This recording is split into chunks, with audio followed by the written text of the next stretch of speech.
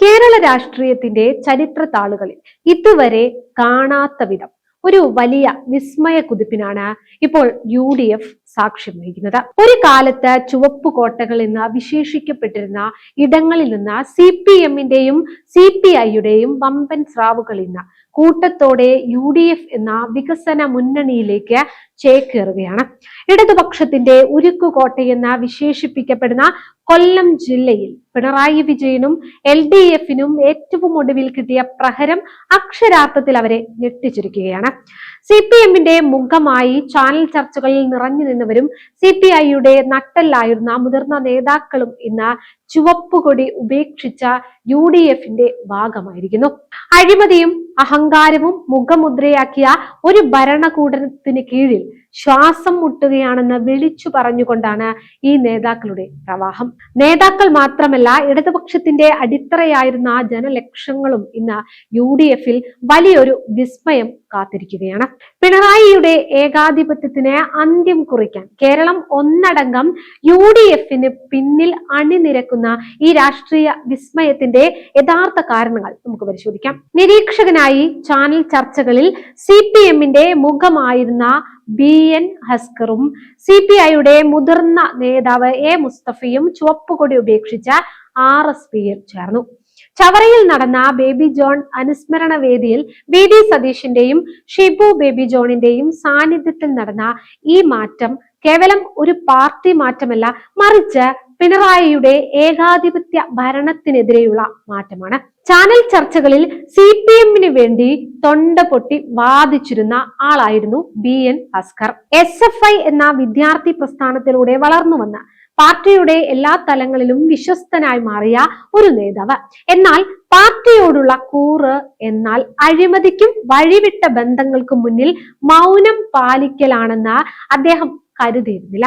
മുഖ്യമന്ത്രി പിണറായി വിജയന്റെ ചില വിവാദപരമായ നിലപാടുകളെ, പ്രത്യേകിച്ച് SNDP യോഗം ജനറൽ സെക്രട്ടറി വെള്ളാപ്പള്ളി നടേശനെ ഔദ്യോഗിക കാറിൽ കയറ്റി യാത്ര ചെയ്തതിനെ ഒരു ചാനൽ ചർച്ചയിൽ ഹസ്കർ വിമർശിച്ചിരുന്നു. സാധാരണ പ്രവർത്തകർക്ക് ഉൾക്കൊള്ളാൻ കഴിയാത്ത ഇത്തരം നടപടികൾ പാർട്ടിയുടെ ആദർശങ്ങൾക്ക് വിരുദ്ധമാണെന്ന് അദ്ദേഹം തുറന്നു പറഞ്ഞു. എന്നാൽ ജനാധിപത്യപരമായ ആ വിമർശനത്തെ ഉൾക്കൊള്ളുന്നതിന് പകരം ഹസ്കറിനെതിരെ വിലക്ക് ഏർപ്പെടുത്തിക്കൊണ്ടാണ് പാർട്ടി പ്രതികരിച്ചത്.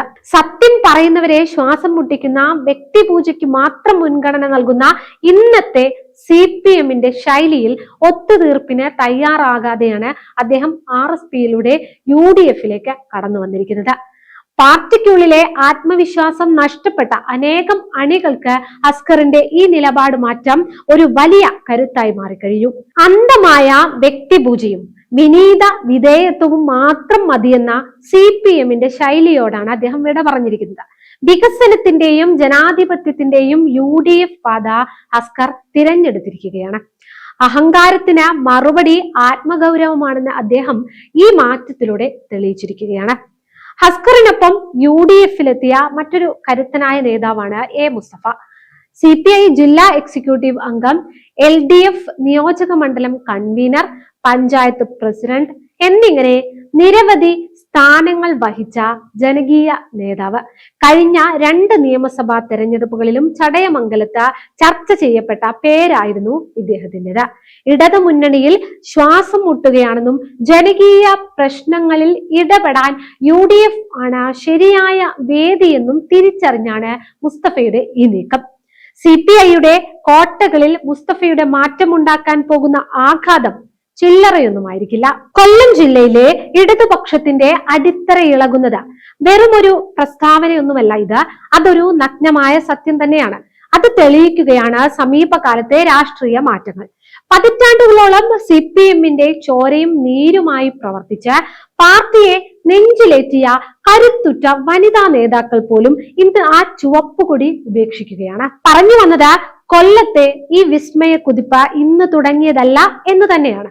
3 തവണ കൊട്ടാരക്കരയെ പ്രതിനിധീകരിച്ച CPM-ന്റെ കരുത്തുറ്റ മുഖമായിരുന്ന ഐഷ പോറ്റി അടുത്തിടെയാണ് കോൺഗ്രസിൽ ചേർന്നത്. 3 തവണ തുടർച്ചയായി കൊട്ടാരക്കരയെ പ്രതിനിധീകരിക്കുകയും നിയമസഭയിൽ പാർട്ടിയുടെ കരുത്തുറ്റ ശബ്ദമായി മാറുകയും ചെയ്ത ഐഷ പോറ്റി കോൺഗ്രസിൽ ചേർന്നത് CPM-നേറ്റ ഏറ്റവും വലിയ പ്രഹരം തന്നെയായിരുന്നു. അതിന്റെ പേരിൽ മുതിർന്ന CPM നേതാക്കൾ അവരെ വിമർശിച്ചത് നമ്മളെല്ലാം കണ്ടതാണ്.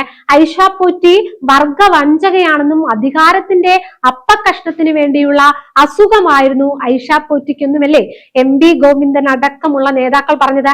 അതുപോലെ തന്നെ CPM ജില്ലാ കമ്മിറ്റി അംഗമായിരുന്ന സുജാ ചന്ദ്രബാബു മുസ്ലിം ലീഗിലേക്ക് ചേക്കേറിയതും രാഷ്ട്രീയ കേരളത്തെ വിസ്മയിപ്പിച്ചതാണ്. പതിറ്റാണ്ടുകളോളം പാർട്ടിക്കായി ജീവിതം ഉഴിഞ്ഞുവെച്ച ഈ നേതാക്കൾക്ക് പോലും ഇപ്പോൾ CPM-ൽ ശ്വാസം മുട്ടുകയാണ്. സ്ത്രീത്വത്തെ ബഹുമാനിക്കാത്ത, ജേകാധിപത്യവും അഴിമതിയും മുഖമുദ്രയാക്കിയ പിണറായി സർക്കാരിനെ ഇനിയും ചുമക്കാൻ കഴിയില്ലെന്ന ശക്തമായ പ്രഖ്യാപനമാണ് ഇവരുടെ ഓരോരുത്തരുടെയും പാർട്ടി മാറ്റം. ആദർശങ്ങളിൽ നിന്ന് വ്യതിചലിച്ച ഒരു പ്രസ്ഥാനത്തിനുള്ളിൽ ആത്മഗൗരവത്തോടെ നിൽക്കാൻ കഴിയില്ലെന്ന് തിരിച്ചറിഞ്ഞാണ് ഇവർ UDF എന്ന വികസന മുന്നണിയുടെ ഭാഗമായിരിക്കുന്നത്. ഇടതുപക്ഷത്തിന്റെ തകർച്ചയുടെ തുടക്കമായാണ് രാഷ്ട്രീയ നിരീക്ഷകർ ഈ വനിതാ വിപ്ലവത്തെയും കാണുന്നത്. ഇടതുപക്ഷത്ത് അഴിമതിക്കെതിരെ ശബ്ദമുയർത്തിയാൽ അവർ പുറത്തായിരിക്കും എന്നതിന്റെ ഏറ്റവും വലിയ ഉദാഹരണമാണ് പയ്യന്നൂരിലെ V കുഞ്ഞികൃഷ്ണൻ.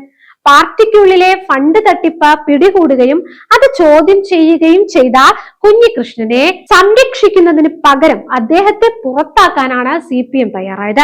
അഴിമതിക്കാരെ സംരക്ഷിക്കുകയും സത്യം പറയുന്നവരെ പുകച്ചു പുറത്താക്കുകയും ചെയ്യുന്ന ഈ വിചിത്രമായ ശൈലിയാണ് ഹസ്കറയും മുസ്തഫയെയും പോലുള്ള ജനകീയ നേതാക്കളെ UDF-ലേക്ക് എത്തിക്കുന്നത്.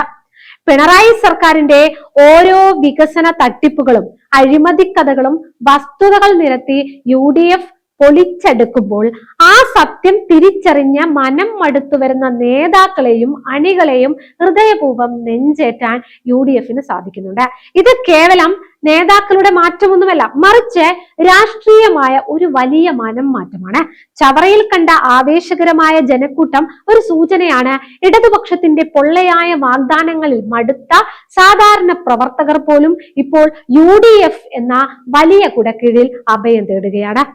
ആദർശവും വികസനവും കൈകോർക്കുന്ന ഒരു പുതിയ രാഷ്ട്രീയ സംസ്കാരത്തിന് UDF തുടക്കമിട്ട് കഴിഞ്ഞിരിക്കുന്നു.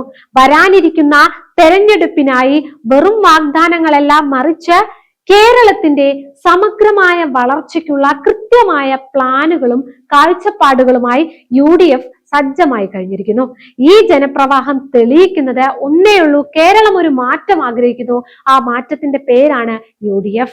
എന്തായാലും കൊല്ലത്തെ ഈ രാഷ്ട്രീയ മാറ്റം കേരളത്തിൽ ഉടനീളം ആവർത്തിക്കാൻ പോവുകയാണ്. അഴിമതിയും അഹങ്കാരവും മുഖമുദ്രയാക്കിയ ഭരണകൂടത്തിന് അന്ത്യം കുറിക്കാൻ ഇടതുപക്ഷത്തെ പ്രമുഖർ തന്നെ മുന്നിട്ടിറങ്ങുന്നത് ജനാധിപത്യത്തിന്റെ വിജയമാണ്.